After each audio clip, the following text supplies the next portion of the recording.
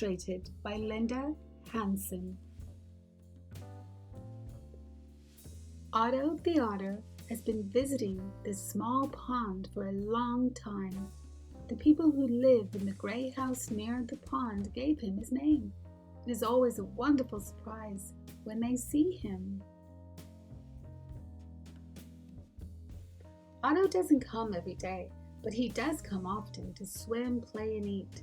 Otto stays at the pond for a few hours and then travels from the pond through a creek to another pond nearby.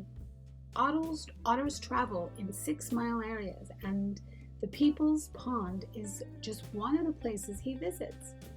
Otto is a North American river otter, and he lives in fresh water. River otters are different from sea otters who live in the salty water of the Pacific Ocean.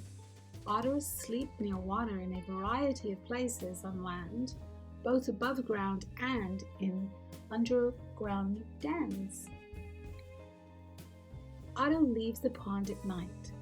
The people in the gray house don't know where he goes. Sometimes they see him leave as he squeezes through the fence on the other side of the pond. The people worry about Otto if they don't see him for a long time. Once he stayed away all winter and finally showed up again in the spring with a very big surprise. Otto turned out to not be Otto. Otto is a girl. How did the people realize that Otto is a girl? Otto came to the pond with 2 babies. The people changed the otter's name to Opal. Otter babies are called pups. Before they are born, their mother creates a quiet den where they will be born and kept safe. The pups spend their first month there. They can't see because their eyes are not open yet, but their mom watches over them. As the pups grow, the small pond near the gray house provides a safe place for them. The first few weeks that Opal brought them to the pond, they stayed all day. Their mom always keeps them close and looks after them. The people in the gray house never get tired of watching them. When the pups were about 2 months old, Opal started to teach them to swim. The pups were not born knowing how to swim. Their mom also taught them how to look for food under the water. Otters eat fish, frogs, crayfish, turtles, and insects. They have long whiskers, which help them find their food in dark or cloudy water. They also have special eyelids, which allow them to keep their eyes open to see while swimming under the water. Otters can close their ears and noses, which allows them to swim underwater for almost 8 minutes. Sometimes the otters disappear under the water, but the people can tell where they are by the bubbles that arise to the surface. The pups often leave the pond to play on the grass, clean themselves, and nurse from Opal. Mother otters continue to cuddle and nurse their pups for 14 weeks. As the pups continue to grow, they leave Opal's side and swim around the pond to explore and play on their own.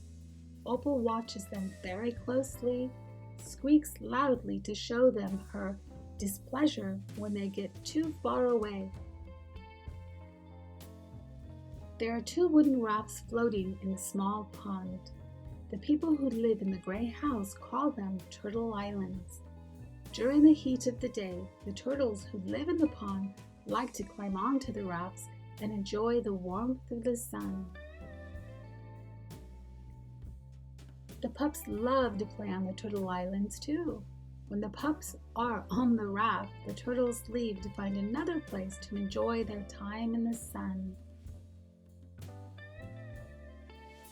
The people in the gray house love to watch the otters swim.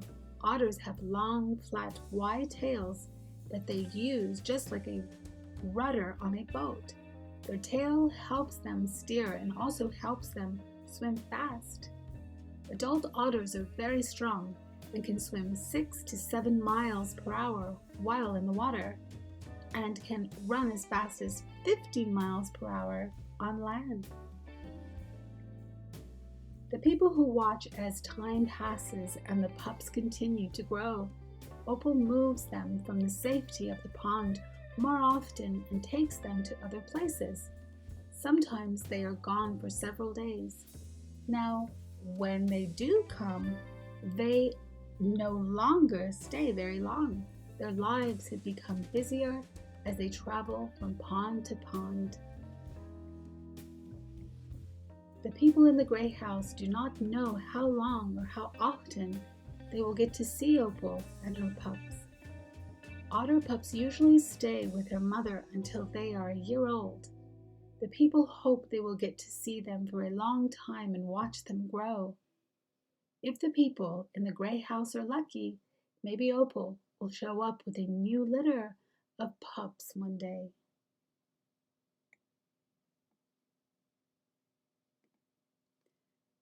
This painting was done by Sophia, my neighbor, when she was 7 years old. Sophia often comes to paint with me. Opal and her pups resting on the turtle island.